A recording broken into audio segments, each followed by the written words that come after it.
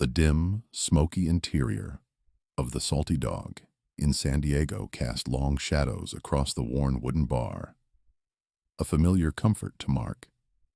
He sat alone, a former Navy SEAL now seeking solace in the quiet clink of glasses and the low hum of conversation, nursing a beer. The weight of countless deployments, the ghosts of battles long past, were etched not onto his face, which remained remarkably calm, but deep within his eyes. He preferred the periphery, the silent observer, a habit forged in the crucible of clandestine operations. Suddenly, the fragile peace of his evening was shattered. A loud, boisterous figure stumbled into his personal space. Corporal Dave Miller, a young Marine from the nearby recruit depot, reeked of cheap whiskey and an overabundance of youthful bravado. With a clumsy lurch, Miller's elbow connected sharply with Mark's glass, sending a cascade of amber liquid across Mark's worn leather jacket. Miller, impervious to the minor catastrophe he'd just created, merely laughed, a harsh, grating sound that cut through the bar's ambient noise. "Oops, didn't see you there, old man," he slurred, his words thick and imprecise. "Too quiet for your own good, huh? What's the matter, civilian? Never seen a real soldier before?" He punctuated his taunt with a dismissive shove to Mark's shoulder, a sneer twisting his features. His eyes, unfocused and bloodshot, held a challenge, a desperate need for an audience to his drunken spectacle. Mark's movements were slow, deliberate. He placed his beer glass back onto the coaster with a soft thud. His face remained impassive, a mask of unnerving stillness. There was no anger, no surprise, only a deep, almost ancient calm. He looked at Miller, not with judgment, but with an intensity that seemed to pierce through the corporal's drunken haze, momentarily unsettling him. Mark's voice, when it came, was a low rumble, barely audible above the bar's din, yet it carried an undeniable weight. "You made a mistake," he stated, the words hanging in the air like a pronouncement. Miller, momentarily taken aback by the unexpected composure, quickly regained his bluster. He scoffed, a derisive sound. "Oh, a tough guy, huh? What are you gonna do? Call your mom?" He turned, intending to dismiss Mark and continue his drunken revelry. But as Miller began to pivot, Mark's hand shot out. It was a movement so swift, so fluid, it was almost imperceptible in the dim light, a blur of motion that defied the casual observer. Mark's fingers closed around Miller's wrist with the precision of a surgeon. A sharp yelp escaped Miller's lips, his face contorting in sudden, unexpected pain. Mark applied just enough pressure, a subtle, almost imperceptible twist, to make Miller drop to his knees. The technique was so precise, so economically executed, that no one else in the bustling bar noticed the precise mechanics of Miller's sudden descent. They only saw the corporal, inexplicably on his knees, looking bewildered. Mark leaned in closer, his voice a low whisper, a chilling current against the roar of the bar. "You have no idea who you just messed with," he murmured, the words laced with an understated menace. Sometimes the quietest waters run the deepest. Miller, now genuinely on his knees and in excruciating pain, looked up at Mark. The drunken arrogance had evaporated, replaced by a raw, primal fear. Mark, with a final, almost imperceptible release of pressure, let go of Miller's wrist. The corporal scrambled to his feet, stumbling backward, rubbing his wrist. He was bewildered, intimidated, but still in his drunken stupor. He failed to grasp the true, terrifying danger he had just narrowly escaped. He simply knew he had been outmatched, his aggressive posturing deflated by a quiet man whose capabilities he couldn't even begin to comprehend. Before we continue, subscribe to the channel And let us know where you're watching from in the comments. Mark Reynolds' roots ran deep into the fertile soil of rural Kentucky, a small, tight-knit community where life unfolded with the rhythms of the land.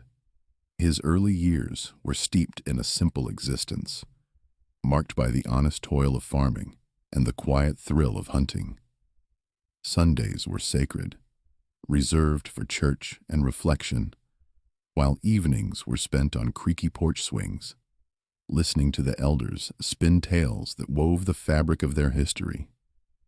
In this world, people spoke plainly, valued hard work above all else, and held a deep reverence for respect. It was here, amidst the rustling leaves and the scent of damp earth, that Mark learned a fundamental truth. Actions, not words, were the true measure of a man. His father, a veteran hardened by the jungles of Vietnam, instilled in him a rigorous discipline and an unwavering self-reliance. Mark was never one for idle chatter. He was an observer, his gaze keen, his mind perpetually sifting through details. He possessed an almost preternatural focus, a trait that allowed him to excel academically, though his true passion lay outdoors. He spent countless hours in the woods, honing survival skills that seemed to come to him naturally. He had a peculiar talent for blending into the landscape, for moving through the dense foliage as if he were part of it, earning him the childhood moniker Ghost from his friends, who often found themselves searching for him in vain. At 18, a quiet but firm resolve led him to enlist in the Navy. It wasn't a sudden whim, but a deeply considered decision, driven by an inherent desire to serve something larger than himself and to push the boundaries of his own capabilities. He wasn't the type to draw attention to himself with boisterous claims or flashy displays of skill. Instead, his dedication and meticulous precision spoke volumes, quickly catching the eye of his superiors. Loyalty and honor were not mere concepts to Mark. They were the bedrock of his being, principles he upheld with an unwavering commitment. After a distinguished career as a Navy SEAL, a period marked by multiple harrowing deployments to the unforgiving landscapes of Afghanistan and Iraq, Mark chose to retreat from the front lines. He retired to San Diego, a city that offered a stark contrast to his rural upbringing, but a welcome anonymity. He seamlessly transitioned into a new role as a security consultant, a profession that allowed him to utilize his extraordinary skills in a less overtly dangerous environment. His life in San Diego was one of quiet routine. He rented a modest apartment, frequented the same local haunts like the Salty Dog, and found solace in the company of books and the solitude of his own thoughts. He was a man content in his own silence. Corporal Dave Miller, on the other hand, embodied everything Mark had learned to distrust and disdain. Miller was a young, untested Marine, barely out of boot camp, brimming with an unearned bravado and a palpable sense of entitlement. He hailed from a world where outward aggression was often mistaken for genuine strength, where bluster was a substitute for substance. In his drunken haze, Miller saw Mark as nothing more than another anonymous civilian, an easy target for his crude taunts, someone whose quiet demeanor signaled weakness. He was a symbol of the misplaced confidence that Mark had seen lead to so much unnecessary pain and chaos. Mark had encountered countless young soldiers like Miller throughout his career. They were full of raw potential, certainly, but tragically lacking the humility and hard-won experience that truly forged a warrior. He often observed them in the bar, their loud laughter and exaggerated war stories grating on his nerves. There was a quiet disapproval simmering within Mark, an unspoken judgment that these young men had not yet earned the right to such careless displays. It wasn't hatred, but a profound understanding of the vast chasm between true, tempered strength and mere, Empty bluster. He had seen the consequences of that chasm too many times to count. The incident with Miller wasn't an isolated event for Mark. It was merely the latest echo in a long series of encounters that had shaped his quiet stoicism and his profound intolerance for disrespect, particularly from those who wore a uniform. His past, both within the rigorous confines of the military and in the disjointed landscape of civilian life, was littered with moments that had chipped away at his patience, hardening his resolve, and building the protective walls around his soul. During his illustrious, yet often brutal tenure in the SEALs, Mark had borne witness to the corrosive effects of arrogance and a lack of discipline. He'd seen promising young soldiers, often fresh-faced and brimming with an unearned confidence, make critical errors that jeopardized not just missions, but the very lives of their comrades. Egos, unchecked and inflated, had a way of clouding judgment, leading to catastrophic consequences. He'd seen how easily a misplaced sense of superiority could fray the intricate web of trust that held a unit together, transforming a cohesive fighting force into a vulnerable collection of individuals. One particular memory stood out, searing itself into his consciousness like a brand. It was during a patrol in the labyrinthine streets of Iraq. A new recruit, eerily similar in temperament to Miller, had brazenly disregarded a direct order, convinced that his gut feeling superseded the tactical wisdom of his seasoned superiors. His defiance had led them directly into a brutal ambush. Mark, with a grim determination that bordered on superhuman, had been forced to single-handedly extract the team from the kill zone, all while one of their own lay bleeding, seriously wounded, a direct casualty of the recruit's hubris. What gnawed at Mark even more than the danger was the aftermath. The recruit was never held fully accountable. The incident left a bitter, metallic taste in Mark's mouth, a stark reminder of how unchecked arrogance could have devastating, life-altering consequences. It wasn't just about military protocol. It was about the sanctity of life itself. Another occasion, during a particularly grueling training exercise, involved a superior officer infamous for his harsh, demeaning style of leadership. This officer had publicly humiliated Mark for a minor, almost inconsequential mistake, dissecting his every move with venomous scorn. Mark, ever the stoic, had absorbed the verbal assault with his usual quiet resolve, his face betraying nothing of the internal storm. Yet, the incident served to reinforce a deeply held belief.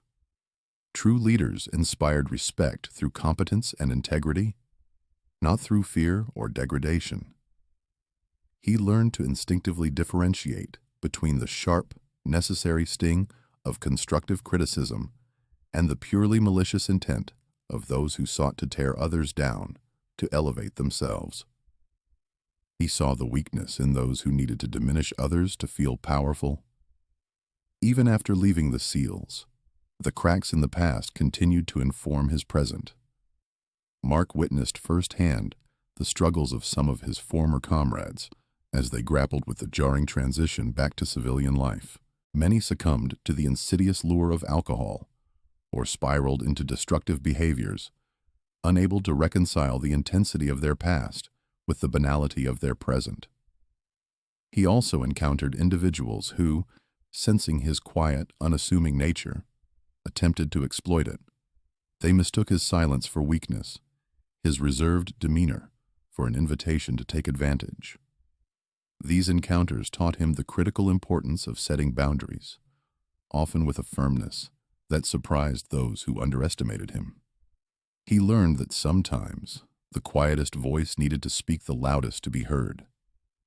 These cumulative experiences, both on the battlefield and in the quieter skirmishes of everyday life, had forged a formidable, almost impenetrable wall around Mark. He became even more self-contained, his observations sharper, his patience thinner for those who displayed disrespect, especially from individuals who wore a uniform but had not yet earned the profound wisdom that came with true experience and humility. The incident with Miller was not, therefore, a random provocation. It was a culmination, a final straw in a long history of Mark witnessing and, at times, enduring similar behaviors. He knew Miller's type intimately, understood the fragile ego beneath the bluster, and recognized the profound, dangerous ignorance that fueled it. He knew exactly what was needed. The next day, a deceptive calm hung over the familiar interior of the Salty Dog. Mark, ever the creature of habit, found himself once again seated at his usual spot, nursing a beer, hoping for an evening of quiet contemplation. But peace was not to be his. Corporal Miller, still smarting from the previous night's subtle but effective humiliation, spotted Mark from across the room. This time, Miller wasn't alone. He was flanked by a larger contingent of his Marine buddies, their presence clearly emboldening him, their collective bravado acting as a shield against his lingering shame. Miller's eyes, still holding a glint of resentment, narrowed on Mark. "Hey, look, it's the old man who thinks he's tough." Miller's voice, amplified by alcohol and a desperate need to reclaim his perceived dominance, cut through the low hum of conversation in the bar. "What are you going to do, old man? Cry to your mommy again?" His words were met with a few chuckles from his immediate circle, a sound that grated on Mark's ears. Without waiting for a response, Miller strode purposefully towards Mark's table, his movements still a little unsteady. With a deliberate, aggressive shove, he pushed a nearby chair directly into Mark's table, sending a jolt through the surface and causing Mark's beer to slosh precariously close to spilling. It was a clear act of provocation, designed to intimidate. Miller leaned in, his breath heavy with alcohol, a sneer plastered across his face. "You know what? I heard you were in the Navy. Probably a cook or something, right? You couldn't handle real combat. Probably spent your whole career peeling potatoes on some supply ship, dreaming of action you were too scared to see." He then let loose a crude, vulgar joke about Mark's military service, twisting it into an implication that Mark was a coward, a man who had never truly seen battle. The laughter from Miller's friends grew louder, more confident, a chorus of unearned superiority. Mark's gaze, usually unreadable, now held a flicker of something cold, something ancient. He looked directly into Miller's eyes, his own voice a low, steady rumble that barely carried beyond their immediate vicinity. "Corporal, I suggest you stop. You don't want to go down this road." His tone wasn't pleading. It was a clear, unambiguous warning, a final offer of de-escalation that carried the weight of unspoken consequences. It was a chance for Miller to retreat, to save face, to avoid a path that Mark knew, with chilling certainty, would lead to profound regret. But Miller, blinded by his own arrogance and the performative bravado for his audience, merely laughed, a harsh, dismissive sound. "Oh, a warning. From you? What are you going to do? Knit me a sweater? You're nothing, old man, just a washed-up nobody." As if to punctuate his contempt, Miller then shoved Mark's shoulder hard, a deliberate, aggressive physical assault. This wasn't an accidental bump. It was a defiant challenge, a crossing of a line that Mark had held firm for too long. Mark's eyes narrowed, the flicker of cold light hardening into something akin to tempered steel. The casual disrespect, the public taunts, the physical aggression. It was no longer just an annoyance. It was an affront. He saw the younger Marines watching, a mix of reactions on their faces, some looking distinctly uncomfortable, their youthful faces betraying a hint of unease, while others, equally misguided, were actively egging Miller on, their own insecurities fueling the escalating tension. Mark realized then that this wasn't just about him or about Miller's personal vendetta. If he didn't act now, if he allowed this public display of disrespect to go unchallenged, Miller would continue his destructive path, emboldened by his perceived victory. More importantly, others, perhaps even those who were now simply watching, might get hurt by his unchecked arrogance in the future. This wasn't merely a personal slight, it was a matter of drawing a clear, unwavering line. He quietly pushed his chair back, the scrape of wood against the floor a small, decisive sound in the suddenly tense bar. The decision was made, not out of a sudden, uncontrolled burst of anger, but out of a cold, calculated resolve that had been forged in the crucible of countless battles. The time for warnings was over. Mark, his face a mask of serene detachment, didn't utter another word, nor did he retaliate in the bar. The decision, though cold and calculated, was not one born of immediate rage. Instead, it was a quiet, deliberate shift in strategy.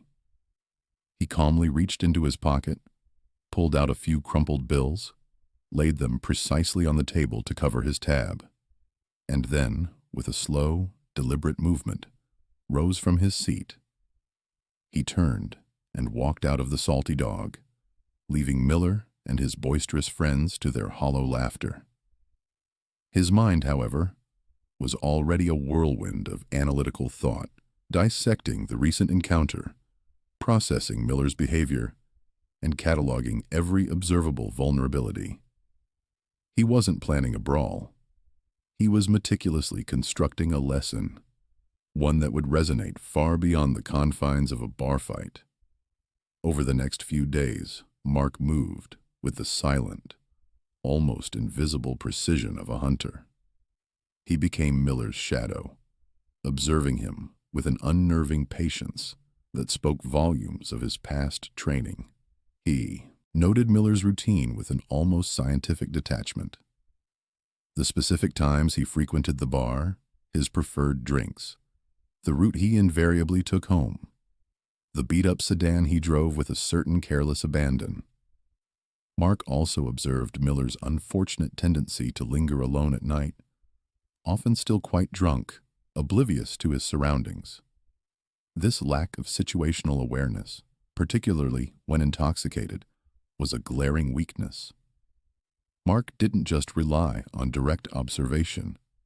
He subtly reactivated a few of his old military contacts, people who owed him favors, people who understood the unspoken language of intelligence gathering. Through these channels, he quietly pieced together more details about Miller's unit, his general reputation among his peers, and, crucially, his lack of actual combat experience. He learned that Miller was indeed known for his loudmouth antics and his penchant for bravado. But beneath the bluster, there was little substance. He was a paper tiger, full of noise but lacking the scars that truly forged a warrior. With each piece of information, Mark refined his mental dossier on Miller. He identified the corporal's key weaknesses, an inflated sense of self-importance, an over-reliance on superficial bravado, and a dangerous absence of self-preservation instincts when inebriated. He also assessed Miller's physical condition, decent perhaps for a Marine in training, but clearly not honed for the brutal, unforgiving realities of real conflict. Miller was a bully, accustomed to easy targets, and utterly unprepared for genuine resistance. Slowly, meticulously, the plan began to take shape in Mark's mind. It was a plan designed to deliver a profound, unforgettable lesson, one that would leave Miller psychologically altered without causing any permanent physical harm. Mark had no desire to end Miller's career or inflict lasting injury. His objective was far more surgical. He aimed to dismantle Miller's cockiness, to strip away his arrogance, and to replace it with a healthy dose of humility and respect. It was about reprogramming, not destroying. His preparations were equally precise. He acquired a dark, nondescript vehicle, one that would blend seamlessly into the night. A pair of tactical gloves, thin yet durable, was meticulously placed in the glove compartment. He sourced a small, non-lethal device designed to temporarily disable a car's electronics, a tool of subtle disruption, not destruction. A burner phone, untraceable and disposable, became another essential component of his kit. He then scouted the location, a quiet, less trafficked street that Miller habitually used, a stretch bordered by dense, overgrown bushes that offered perfect cover. The narration of Mark's preparation was a study in methodical calm. He wasn't driven by emotion, but by an almost surgical precision. He practiced the movements in his head, visualizing every step of the impending encounter with the clarity of a pre-recorded video. The suspense built not through frantic action, but through the chilling realization of Mark's capabilities, his unwavering focus, and the sheer inevitability of Miller's comeuppance. He was not rushing, he was waiting. He was the coiled spring, ready to release with devastating efficiency, demonstrating an immense patience that only truly dangerous individuals possess. He simply waited for the opportune moment, when all elements aligned perfectly. It was late Friday night, the air thick with the scent of salt water and the distant murmur of the city. Mark, a shadow among shadows, was in position on the quiet, tree-lined street he had chosen, a place where the street lights were few and far between. The anticipation was a cold, precise hum in his veins, not of excitement, but of readiness. True to his predictable pattern, Miller emerged from the Salty Dog alone, his gait even more unsteady than usual, a clear indication that he was deep in the throes of intoxication. He fumbled with his keys, eventually coaxing his beat-up sedan to life, the engine sputtering reluctantly, before settling into a rough idle. As Miller's car rumbled down the deserted street, Mark, in his dark, nondescript vehicle, executed his maneuver with practiced ease. He pulled out from a side street, subtly but decisively cutting in front of Miller, forcing the corporal to slam on his brakes with a jolt. Miller, startled and enraged by the sudden obstruction, laid on his horn, a loud, indignant blare that echoed in the night. But before Miller could even begin to process what was happening, Mark's car was already gone, melting back into the darkness. In its brief, fleeting passage, however, Mark had deployed a small, discreet EMP device. The effect was immediate and unsettling. Miller's car engine coughed, sputtered, and died, plunging the vehicle into an abrupt, unsettling silence. The headlights, too, flickered out, leaving Miller in near-total darkness, illuminated only by the faint ambient glow from distant streetlights. Miller cursed loudly, pounding the steering wheel in frustration. He twisted the key again and again, but the engine remained stubbornly silent, a dead weight. The street was now utterly dark, save for the faint glow of his dashboard lights, and eerily silent, the only sound the frantic clicking of his ignition. As he fumbled desperately with the unresponsive controls, a figure emerged from the dense shadows of the bushes bordering the street directly beside his car. It was Mark, clad in dark clothing that rendered him almost invisible, his face obscured by the deep shadows cast by the sparse foliage. A sharp rap on his window shattered Miller's drunken focus. He jumped, his heart leaping into his throat. He peered through the glass, trying to make out the figure, but could only discern a tall, dark silhouette. A primal fear, cold and sober, began to creep into his consciousness, replacing his earlier rage. He fumbled frantically with the lock, his fingers clumsy and uncooperative. The moment the lock clicked open, Mark's hand shot out, moving with a speed and efficiency that defied his earlier quiet demeanor. He yanked the door open, pulling Miller out of the car with surprising force and pinning him against the vehicle's cold metal frame. Miller tried to shout, a guttural cry of surprise and terror, but Mark's other hand, gloved and firm, clamped over his mouth, stifling the sound. Mark's voice, a low and even tone, was barely a whisper, yet it cut through Miller's rising panic, resonating with an unnerving authority. He spoke directly into Miller's ear, his words precise and chillingly calm. "You think you're tough? You think that uniform makes you a man? Real strength isn't about how loud you yell or how many drinks you've had. It's about what you do when no one's watching. It's about discipline. It's about respect."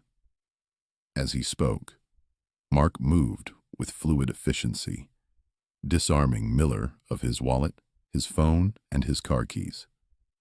He placed each item carefully, almost meticulously, on the hood of the car, a silent testament to his control. Then, with a controlled intimidation that sent shivers down Miller's spine, Mark demonstrated a few quick, precise pressure points. A sudden, searing pain shot through Miller's arm, then his neck, then his leg, each one intense enough to make him gasp and writhe, but leaving no visible mark. Mark released the pressure just as quickly as he applied it, his movements economical and terrifyingly effective. "You see how easily I could have broken your arm?" Mark murmured, his voice still low, devoid of anger, yet laced with an undeniable threat. "How easily I could have rendered you unconscious. You provoked a man who could have ended your career, or worse, without breaking a sweat. You're lucky I'm retired." With a final, deliberate motion, Mark took Miller's military ID from the pile on the hood and pressed it firmly against the corporal's chest. "You disgrace that uniform," he stated, his voice now a little colder, a little harder. "Earn it, and remember this feeling." With a final, powerful shove, Mark pushed Miller back into his car. As Miller stumbled backward, disoriented and shaking, Mark reached into the car, a flicker of movement in the dark. There was a soft click, and then, miraculously, the engine roared back to life, the headlights blazing on, just as quickly and silently as he had appeared. Mark vanished back into the shadows, leaving Miller alone, the car running, but completely disoriented and utterly terrified. The corporal was left to contend with the chilling realization that he had been entirely outmatched, his arrogance shattered into a million pieces by the quiet, deadly man who had just taught him the most profound lesson of his life. Miller, utterly shaken to his core, somehow managed to navigate his car home that night. The memory of Mark's cold, precise words and the searing, yet markless pain still vibrated through his body. The next day, he was a different man. The boisterous laughter and arrogant swagger were gone, replaced by a profound quietness. He moved through his routine with a subdued demeanor, his eyes often distant, lost in the terrifying replay of the previous night. He never spoke a word of what happened to anyone, too consumed by a potent cocktail of shame, fear, and a dawning understanding. The incident, far from being a mere bar spat, had profoundly altered him. In the days and weeks that followed, the change in Corporal Miller became evident to everyone around him, though no one could pinpoint its exact cause. His usual bravado evaporated, replaced by a newfound humility. He started taking his training with an intensity he'd never shown before, focusing on every detail, pushing himself harder, not out of a desire for glory, but out of a deep-seated need to truly earn the uniform he wore. He showed an almost unnerving respect to his superiors, his elders, and even his peers, listening more, speaking less, and always with a quiet deference that was previously alien to his character. His arrogance, once his defining trait, had been thoroughly dismantled, leaving in its wake a young man grappling with the stark reality of his own limitations and the vast, dangerous world beyond his understanding. He never forgot the quiet, shadowy figure who had taught him a terrifying, yet ultimately transformative lesson. He was haunted by the memory, yes, but he was also undeniably shaped by it, slowly but surely becoming a better soldier, a better man. Mark, meanwhile, returned to his quiet life with the same understated grace he always possessed. He felt a sense of grim satisfaction, not of vengeance, but of a necessary balance restored. He hadn't sought revenge. He had merely delivered a profound and overdue lesson, one that he hoped would steer Miller onto a more honorable path. His days continued with their familiar rhythm: work as a security consultant, long hours spent reading, and the occasional visit to the Salty Dog. He would sometimes see Miller there, usually with a smaller, quieter group of friends, always nursing a single drink. Miller never made eye contact, his gaze always averted, a subtle nod of respect ingrained in his posture.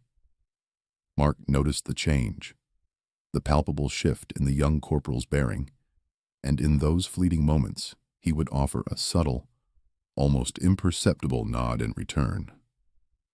It was a silent acknowledgement of Miller's growth, a quiet recognition of the lesson learned, and a testament to the enduring power of respect.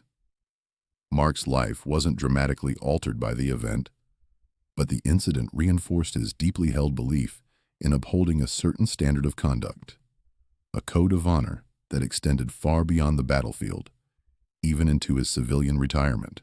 He continued to be a silent guardian, a man of principle, unwavering in his conviction that true strength lay not in outward displays of aggression, but in quiet discipline, unwavering integrity, and the profound wisdom gained through hard-won experience. The story ends not with a bang, but with a lingering reflection on the true nature of strength. It's a testament to the idea that being the loudest or the most aggressive rarely signifies true power. Instead, it's about discipline, humility, and the quiet, almost invisible power of those who have truly faced adversity and emerged with wisdom rather than bitterness. Mark's actions were never about violence for its own sake, but about teaching a profound, unforgettable lesson in respect and self-awareness. He demonstrated that some battles are won not with fists or bluster, but with strategic silence, overwhelming capability, and a calculated understanding of human nature. The deadliest man alive, it turns out, isn't always the one making the most noise. Sometimes he's the quietest man in the room, observing, planning, and waiting for the precise moment to deliver a lesson that echoes for a lifetime.